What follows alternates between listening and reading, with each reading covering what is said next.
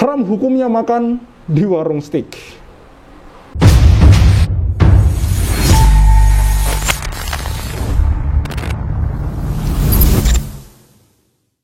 Bismillahirrahmanirrahim. Assalamualaikum warahmatullahi wabarakatuh.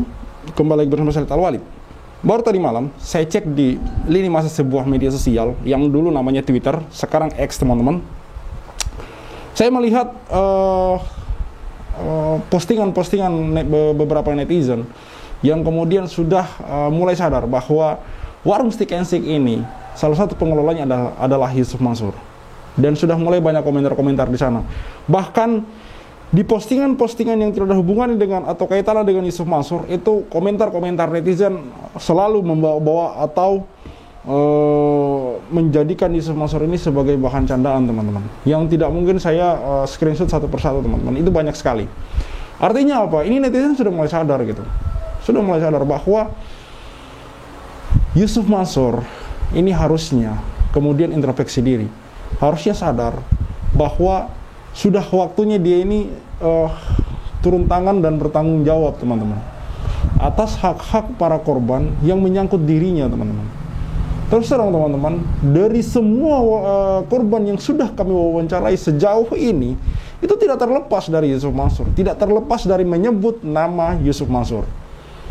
Pattern Asset Management yang ditutup oleh OJK kemarin itu meninggalkan banyak bekas luka, teman-teman.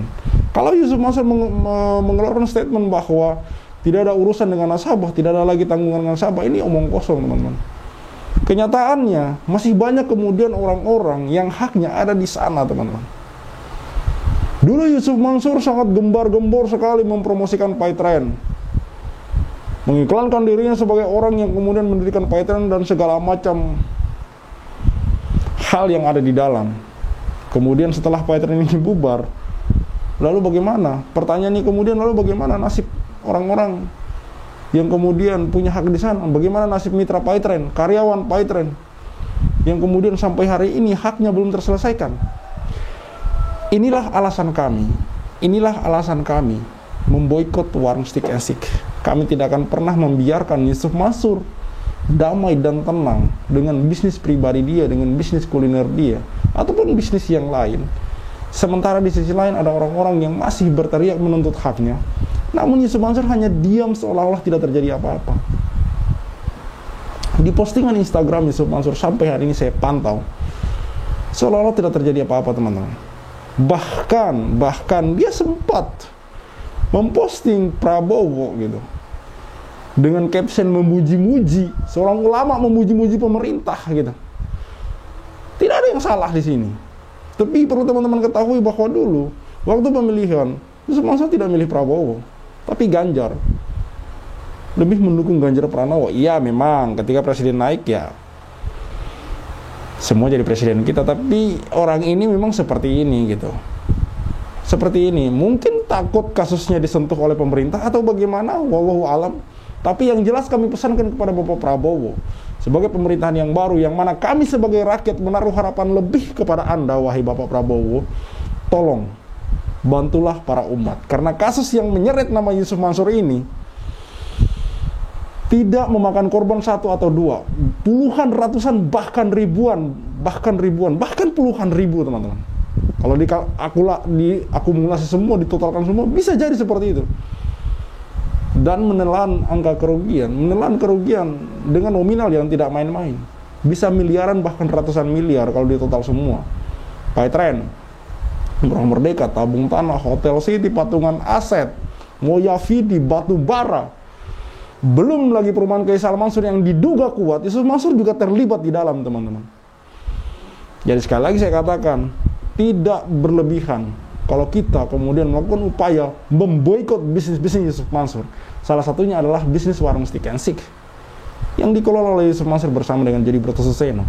Sampai hari ini, pihak warung Steak maupun Jody Broto Suseno belum memberikan klarifikasi terkait pertanyaan-pertanyaan Pak Darso mengenai keterkaitan antara Yusuf Mansur dan warung Steak and Shake ini seperti apa gitu. Sampai hari ini pihak warung Steak and Shake belum memberikan jawaban. Dari situ saya bisa mengambil kesimpulan bahwa mungkin memang Yusuf Mansur ini justru orang yang berperan penting di warung stick and stick ini bisa terbalik, bisa jadi Jody Bertosusena ini di bawah Yusuf Mansur gitu, bisa saja teman-teman. Makanya kemudian kami akan terus menyuarakan untuk memboikot warung stick and stick Yusuf Mansur. Mari kita simak komentar-komentar dari para netizen, teman-teman. Haram hukumnya makan di warung stick. Modal dari keringat dan air mata penderitaan, ucup Mansur. Modalnya dari keringat dan air mata penderitaan. Sebelum nonton video ini sebenarnya saya pengen makan makan stick di warung stick ini. Begitu dengar YouTube ini langsung batal deh. Boikot saja perusahaan-perusahaan yang begini ini, bikin susah masyarakat saja. Dari miskin banget menjadi kaya banget, hasil dari nipu langsung kaya raya mendadak. Mendingan Abuba atau Meet You. Mahal, mending makan stick di kaki 5, lebih banyak porsinya. Mendingan makan warteg halal enak murah. Di kotaku sepi sekarang. Oga makan stick di warung si Ucup, wek. Emang kapan warung stick and stick enak? Wek. Hashtag boikot warung stick. Dibangunnya aja dari uang hasil nipu, gimana mau enak? Modal usahanya aja dari hasil maling. Ya, itu dia beberapa komentar dari para netizen yang sebenarnya komentarnya banyak, hanya saya ambil yang beberapa saja untuk mewakili semua. Intinya semua komentar-komentar itu mengkritisi. Dan sekali lagi saya mau katakan teman-teman, niat kami tidak lain dan tidak bukan menyuarakan untuk memboikot warung stick and stick, warung grup, X, gym, apapun itu, bebek selamat. Terkait bisnis Yusuf Mansur, kami akan melakukan upaya pemboikotan. Karena teman-teman sekali lagi saya katakan, sampai detik ini, sampai hari ini, sampai video ini kami buat teman-teman, Yusuf Mansur kami belum melihat reaksi Yusuf Mansur terkait dengan korban-korban ini gitu. Padahal duit dia banyak teman-teman. Taruhlah memang Yusuf Mansur tidak mau turun tangan membantu menyelesaikan masalah secara kekeluargaan, paling tidak janganlah mempersulit para korban ini di pengadilan gitu. Bayangkan teman-teman, seperti konten yang saya upload kemarin, Ibu Eli Siti Rohmah menang di pengadilan negeri Bogor, Yusuf Mansur mengajukan banding, namun tidak ada memori bandingnya teman-teman. Ibaratnya banding itu kan keberatan, Yusuf Mansur mengajukan keberatan tapi tidak ada alasan kenapa dia keberatan gitu loh. Iya, memang ini bukan hal yang salah. Mengajukan banding tanpa memori banding itu bukan hal yang salah. Tapi ini kan lucu, teman-teman. Yusuf Mansur sendiri sering mengatakan bahwa kalau ingin haknya kembali atau keberatan atau merasa sebagai korban, ya nggak usah ke pengadilan, ke rumah gue aja, gue ganti, gitu loh. Atau kalau gue kalah di pengadilan, gue ganti, gitu. Kenyataannya berbanding terbalik. Ini orang memang pelit banget dan menjengkelkan. Ini beberapa usaha milik Yusuf Mansur yang dipost oleh sebuah portal berita teman-teman. 1. Pemilik saham di beberapa perusahaan. Diketahui bahwa Yusuf Mansur telah membeli saham PT Bank MNC Internasional Tbk senilai 250 juta saham BABP dalam kurung MNC Bank dari perusahaan afiliasi PT MNC Capital Indonesia Tbk dalam kurung BCAP Winfly Ltd di harga Rp 322 per saham. Selain itu dirinya juga diketahui sebagai pemilik saham dari PT Infomedia Digital atau Tempo.co dan juga memiliki saham BRI Syariah.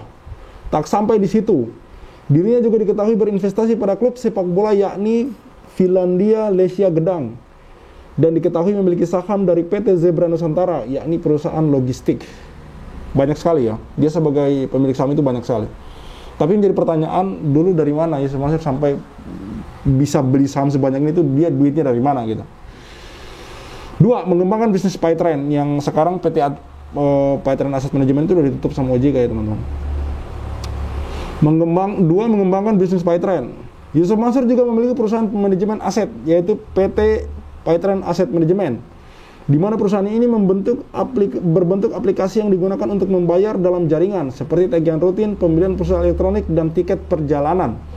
Namun pada Oktober 2017, Paytrend sempat dibukukan oleh Bank Indonesia karena harus memperoleh izin terlebih dahulu untuk terjun ke dalam dunia bisnis uang elektronik.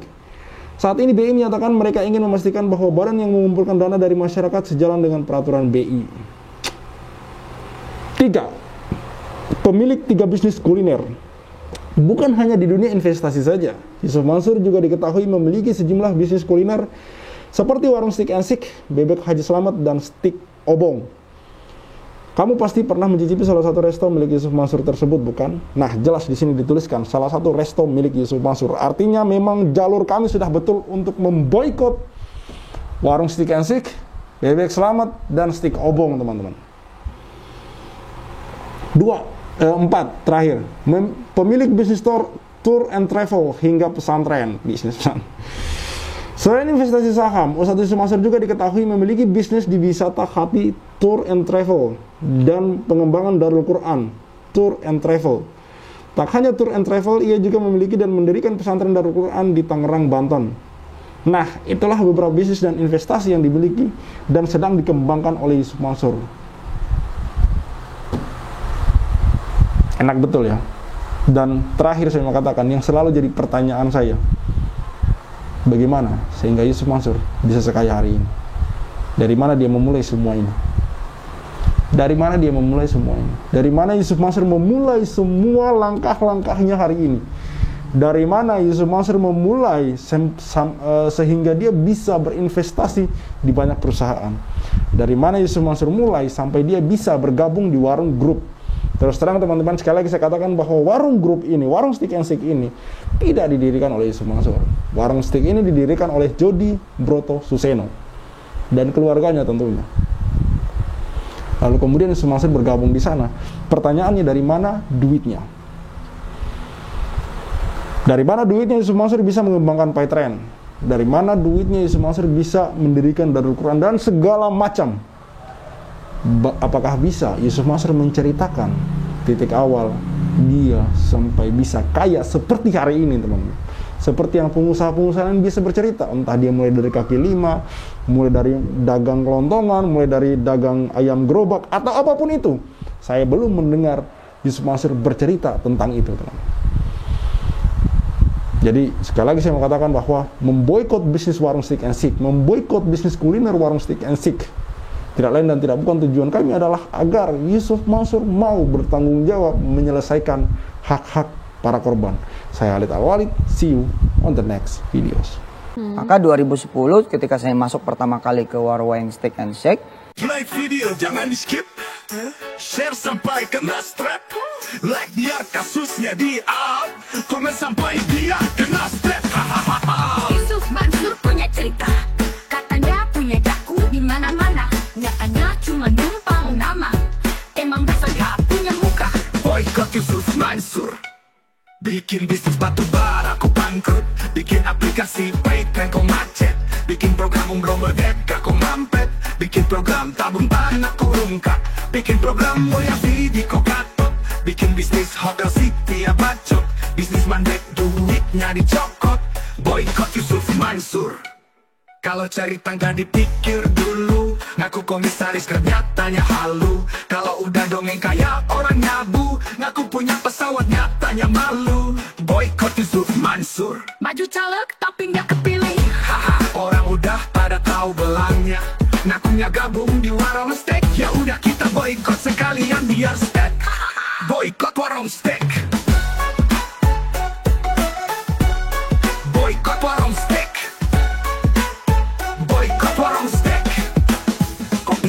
Bisnis saat pandemi, emang duitnya dari mana? Kalau bukan dari bisnis fiksi, ngajak umat kumpul dana cuma buat merana. Boykot warung steak. Johnny kok cuma diam kayak bot? Apa sih ucup bikin lu takut?